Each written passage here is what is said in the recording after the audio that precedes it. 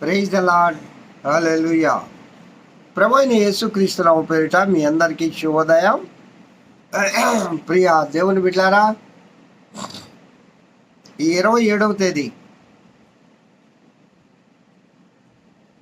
9వ నెల 25వ సంవత్సరంలో ఆ దేవదేవుని సన్నిధిలో మనమందరం చేరి ఉన్నాము. ఆ కృపామయుడు, ప్రేమామయుడు, దయామయుడైన నా ప్రియుడైన యేసుక్రీస్తు యొక్క ఘనమైన నామమును స్తుతించుటకు, గణపరచుటకు, మహిమపరచుటకు ఆ దేవదేవుడు మనకు అనుగ్రహించిన గొప్ప ఆశీర్వాదకరమైన సమయమును బట్టి, దినమును బట్టి ఆ ప్రభువుకు స్తుతి స్తోత్రములు చెల్లిస్తూ ఉన్నాను. ప్రియులారా, ఈ దినము అందిన ఆహారంలో తిరుగా మనందరము కూడి ఆ దేవదేవుని సువర్తమానం వినడానికి దేవుడు అనుగ్రహించిన గొప్ప ఆశీర్వాదకరమైన సమయమును బట్టి, దినమును బట్టి ఆ దేవదేవునికి వందనములు చెల్లిస్తూ ఉన్నాను. ప్రియా దేవుని బిడ్డలారా, పరమగీత ప్రసంగ వాహిని అనే ఒక ఆత్మీయ ధారావాహిక గత జనవరి నెల నుండి మనం వింటూ ఉన్నాం.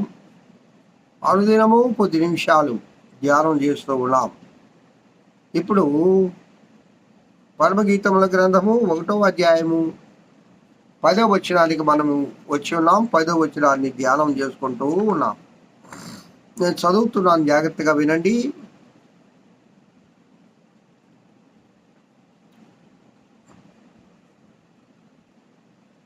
ఆభరణముల చేత నీ చెక్కిళ్ళును, హారముల చేత నీ కంఠమును శోభిల్లుచున్నది. ఆభరణముల చేత చెక్కిళ్ళు. ఎలాంటి ఆభరణాలను ధరించుకోవాలో ఇంకా బైబిల్ గ్రంథంలో అనేక మంది భక్తులు ఈ ఆత్మీయ ఆభరణాల గురించి పరిశుద్ధాత్మ ద్వారా మనకు తెలియజేయబోతున్నారు. మనం ఆల్రెడీ ధ్యానం చేసుకున్నాం. యెషయా గ్రంథం 61వ అధ్యాయం 10వ వచనంలో శృంగారమైన పాగా ధరించిన పెండ్లి కుమార్తె వలెను, ఆభరణములతో అలంకరించుకున్న పెండ్లి కుమార్తె వలెను రక్షణ వస్త్రములు నాకు ధరింపజేసి ఉన్నావు, నీతి అనే పైబట్టను నాకు ధరింపజేసి ఉన్నావు అని తెలుసుకున్నాం. పిల్లరా, ఇక్కడ ఆభరణముల చేత నీ చెక్కిళ్ళును, హారముల చేత నీ కంఠము. ఇక్కడ కంఠము అనేది చాలా ప్రాముఖ్యమైనది మన శరీరంలో. ఈ కంఠము, హారములు, కంఠానికి హారం కడితే అవి చాలా శోభిల్చును అంటాడు. శోభ, ఇది ఒక అందానికి ప్రత్యామ్నాయ పదం. అందం కంటే ఇంకొంచెం పై లెవెల్ సౌందర్యము, శోభ, సౌందర్యవంతురాలు, సౌందర్యవంతుడు. శోభిల్లడం అంటే ప్రకాశించడము అనే అర్థం కూడా వస్తుంది. దేంతో ప్రకాశిస్తున్నాడు? ఆభరణముల చేత ఆయన కంఠము ప్రకాశమానముగా కనిపిస్తుంది. పిల్లరా, ఈ హారములు నీ కంఠానికి శోభ తేవాలంటే సొలొమోను మహారాజు గారు, జ్ఞాని అయిన సొలొమోను మహారాజు గారి దగ్గరికి వెళ్దాం. ఆయన అడగండి, ఆయన చెప్తాడు. 1వ అధ్యాయము సామెతల గ్రంథము 9వ వచనంలో, అవి నీ తలకు సొగసైన మాలికయు, నీ కంఠమునకు హారములై ఉండును. ఏవి?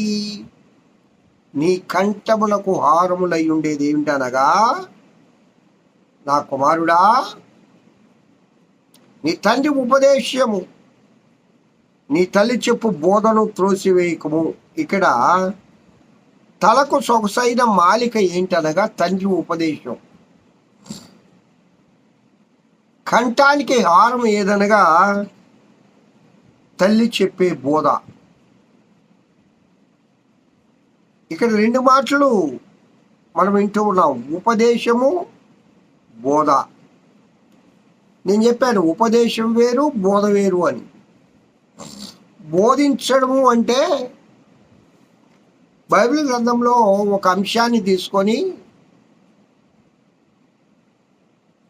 ఒక వచనాన్ని తీసుకొని,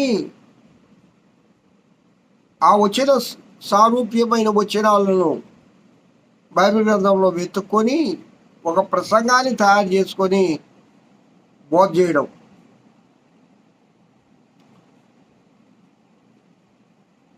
అది బోధించడము, బోధ. ప్రీచింగ్ అంటాం. ప్రీచింగ్ కొన్ని లక్షణాలు ఉంటాయండి. ప్రీచింగ్ చేసేటప్పుడు అది ఎంత నిడివి కలిగి ఉండాలి, ఎంత సమయం. రెండవది ఏ విధంగా నీ హావభావాలు ఉండాలి. మూడవది నువ్వు ఏ విధంగా నిలబడాలి.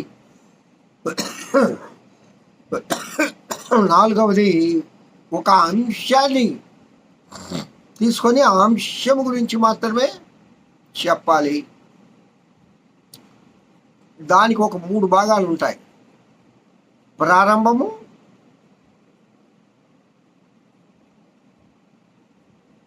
మధ్యలో సబ్జెక్టు, ముగింపు. ఈ 3 భాగాలు కరెక్ట్గా పూర్తి చేయాలి. అది బోధ. లోక సంబంధంగా స్పీకర్స్ అని, ప్రీచర్స్ వేరు, స్పీకర్స్ వేరు.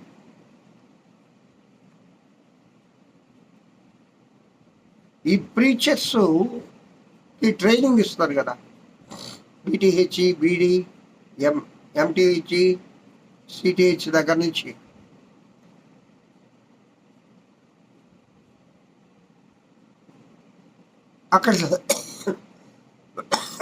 అక్కడ ఏ విధంగా ఇన్ని నిమిషాల్లో ఈ అంశాన్ని నువ్వు చెప్పాలి. ప్రతిసారి నీ బోధనలు ఏముండాలో కూడా అక్కడ చెప్తారు.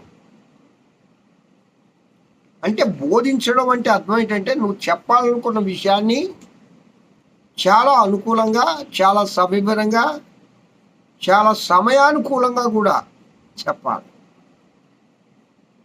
ఈ దినాల్లో ఈ ప్రీచర్స్కి సమయం అనేది తెలియడం లేదు. నేను చెప్పేది ఏంటంటే దేవుని సన్నిధిలో ఆరాధనలో నువ్వు సమయం పాటించబడలే. నీ సంఘంలో ఆరాధనలో పరిశుద్ధాత్మ దేవుడు ఎంతసేపు మాట్లాడతాడో అంతసేపు మాట్లాడండి. 1 గంట, గంటన్నర, ఇబ్బందే లేదు. నేను మొన్న ఒక మ్యారేజ్కి వెళ్ళాను.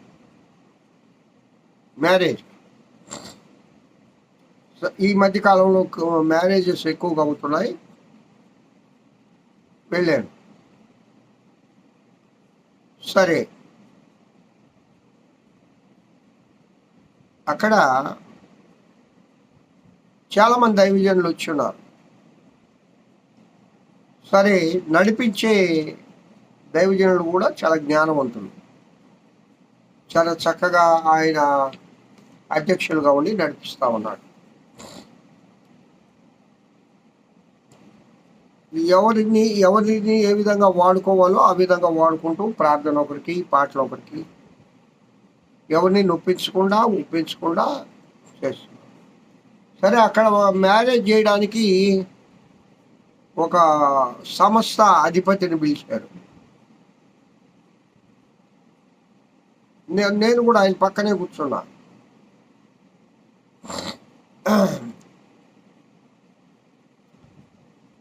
పిల్లరా, ఆయన మ్యారేజ్కి ముందు కొన్ని సలహాలు చెప్తా అన్నాడు. ఎవరికి?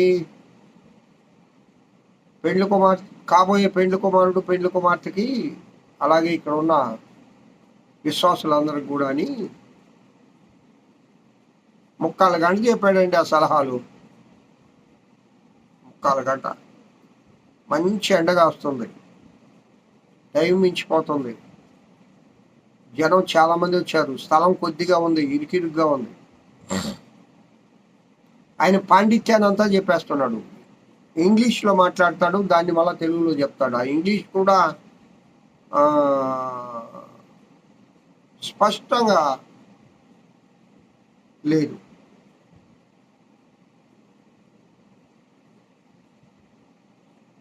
ఇంగ్లీష్ వర్డ్స్ ప్రొనౌన్సియేషన్ కరెక్ట్ ఉండాలి. సరే, ఆయన ఇబ్బందులు ఆయన ఏంటంటే మంచి దైవజం. తనేదో చెప్పాలనుకున్నాడు, అంతా చెప్పేయాలి, అంతే, కక్కేయాల, మళ్ళా కడుపు పిరిపోవాలి, జీర్ణం కాదు. నేను చెప్పేది ఏంటంటే బోధలో సమయం అనేది చాలా ముఖ్యం. సమయము, సందర్భం, ఏ సందర్భానికి ఏ విధంగా మనం వాడబడాలో ఆ విధంగా వాడబడాలి. ఇక్కడ నీ కంఠానికి హారం ఏంటంటే నీ తల్లి చెప్పే బోధ. తల్లి బోధిస్తుంది, తండ్రి ఉపదేశిస్తాడు, తండ్రి చెక్కతాడు, ఉలి బాద్షా తీసుకొని గాయపరుస్తాడు. కారణం ఏంటంటే తండ్రి ఆయన ఈ విధంగా నువ్వు ఉండాలని ఆయన కోరిక, ఈ విధంగా నువ్వు ప్రవర్తించాలని ఆయన ఆశ. ఆ తండ్రి ఉపదేశం ఆ విధంగా ఉండు. తల్లి అయితే బోధిస్తుంది, కూర్చొని పెట్టుకొని ప్రేమతో.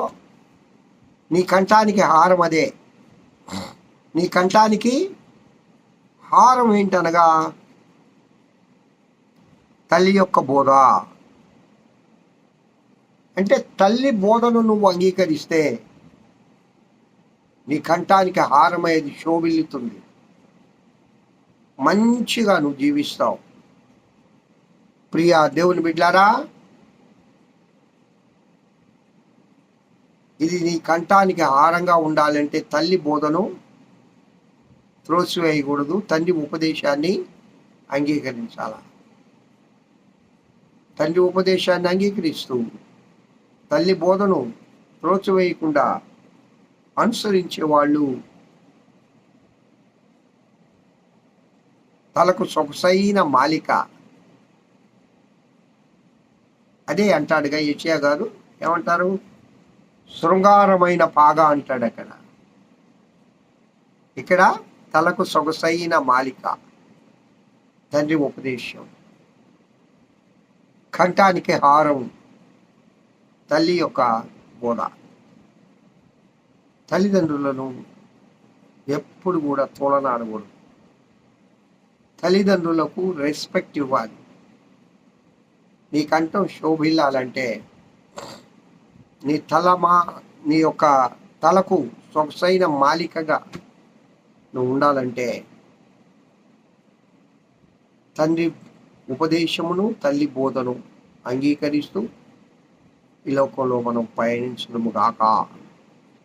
హల్లెలూయా. అలాంటి కృప నా ప్రియుడైన యేసయ్య మనందరికీ దయచేయును గాక. ఆమేన్. మహోన్నతుడ స్తోత్రం. వాక్యం ఇంటున్న బిడ్డలందరినీ దీవించి ఆశీర్వదించమని యేసు నామమున పేరిట వేడుకొంచున్నాను తండ్రి. ఆమేన్.